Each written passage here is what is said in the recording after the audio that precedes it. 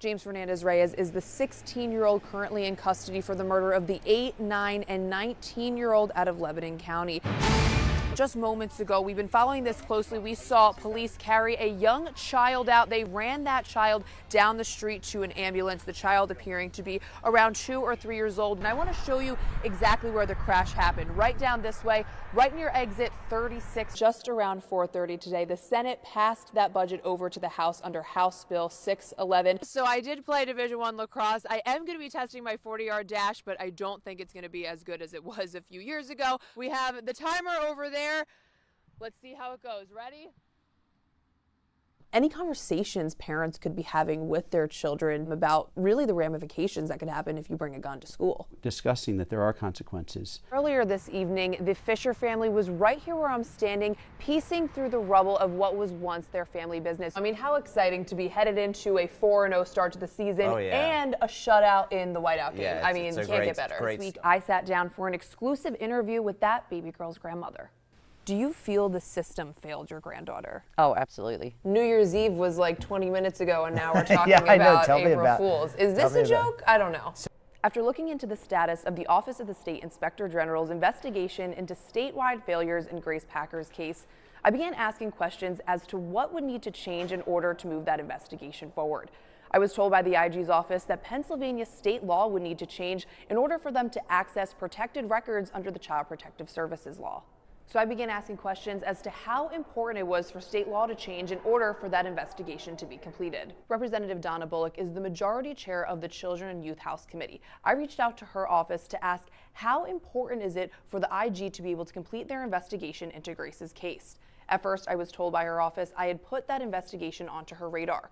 A week later, I requested an interview asking for her answer on if state law needs to change. I was told by her staff the representative has no comment. Republican Representative Craig Stott said they should take another look at the law. In your opinion, how critical is it that the State Inspector General has access to these protected records? They certainly should have access to it so they can do their job, no doubt about that. Stotts currently has a bill sitting in the Children and Youth Committee which would put a deadline on bringing about a brand new child welfare information system, but it's been sitting in committee since March. But this isn't the first time the Project PA team has asked about a bill sitting in the Children and Youth Committee. Back in October, we asked Bullock about House Bill 813, which would give the child advocate the ability to access records and documents and investigate complaints into the child welfare system. That bill has been sitting in committee since April. We're still looking at it, so we haven't decided yet. So I looked into what the Children and Youth Committee has done so far this year. According to the state website, they've met 12 times since March. 28 bills have been taken up by the committee, but only 8 of them have been voted out. In addition, 8 simple resolutions have been taken up and 7 of those have made it out. To compare to other committees, the Aging and Older Adult Services Committee has met 7 times and moved 8 out of 11 bills or resolutions out of committee. And the Human Services Committee has met 12 times and moved 20 out of 82 bills or resolutions out of committee. So overall, the Children and Youth Committee falls middle of the road in comparison. I asked Bullock's office if she would comment on what the committee has done so far this session. I was told by her staff she had no comment.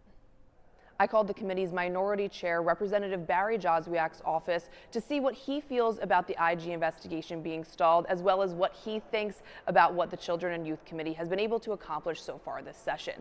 I haven't heard back from him, but I will be continuing to ask questions as to what that committee is doing to better protect children across Pennsylvania. In the state capitol, Elise Person, CBS 21 News.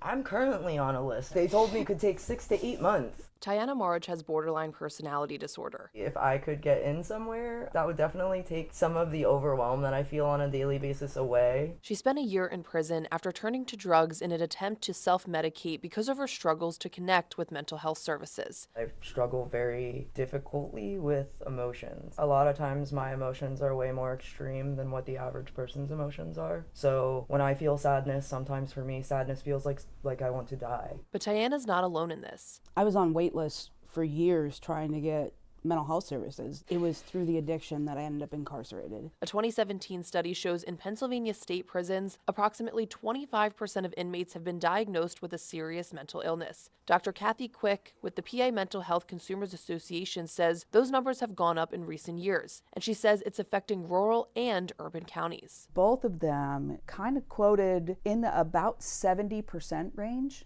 of individuals who either A, have a mental illness, or B, at least are on some kind of psychotropic medication, which is a mental health medication. Throughout the 1970s and 80s, Pennsylvania worked towards deinstitutionalization, meaning those who were mentally ill would no longer be put in facilities and could live on their own. According to a 1987 report on the mental health system and laws of Pennsylvania, the patient population in state hospitals from 1986 to 1987 was just over 7,800. According to data from DHS, the average patient population in state hospitals in 2021 was just over 1,300. But the question remains, has Pennsylvania been able to keep up with the needs of those with mental health diagnoses? Unfortunately, I'm not sure that they've done a good enough job trying to keep up. We have like 90 residential slots, and we have a wait list of more than that. So we have a wait list of about 100. You reach out and ask for help, which is what everybody tells us to do, just reach out and ask. And then you're told, well, we don't have any openings and we can't get you in for 3 months or 6 months or a year. That's when bad things happen in the community, because people go for too long with unmet needs. You can't get arrested for having mental health conditions, but experts say those unmet needs can lead to future issues. Unfortunately, a lot of folks will unravel to the point where they end up doing something criminal. People maybe get loud and maybe get more aggressive, especially when their needs aren't getting met. So how does Pennsylvania fix the system? Well, some counties are partnering with law enforcement and the prison systems. Back in 2018, we convened our first CIT training, Crisis Intervention Team.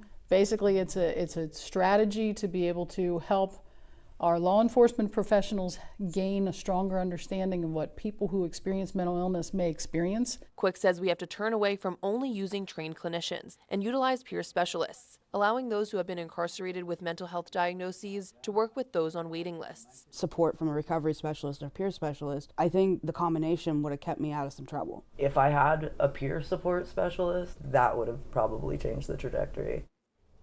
And if you're someone who's been incarcerated and also has a mental health condition, there's actually paid positions in counties across Pennsylvania as a peer specialist. Now, again, you have to have been incarcerated and diagnosed with a mental health condition, but you can learn more about those paid positions on our website.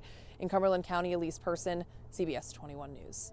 We've got to see her quite a bit. There was times I'd babysit her, keep her overnight, and she was just a blast. She was a sweet little baby. Let's talk about that a little bit. What was Iris like? I mean, she had those gorgeous blue eyes. They were piercing blue. They definitely were, and they caught everybody's attention. She liked new things. She was just always happy when she was with us. She was happy, bubbly. Shirley Stremmel's granddaughter, Iris Mummert, was killed in May 2020 by her biological mother, Felicia Ellis. Last week, 3 Adams County children and youth employees were charged with felony child endangerment after a grand jury investigation into their handling of Iris's custody. Shirley's son, Cody Mummert, was Iris's father. Walk me through what that's been like for your family for this to all be coming out right now. It's been rough for us all. It honestly has. We're glad someone finally stepped up for us and to, give her some justice. It's been a rough 3 years, and finally someone wasn't afraid, to help.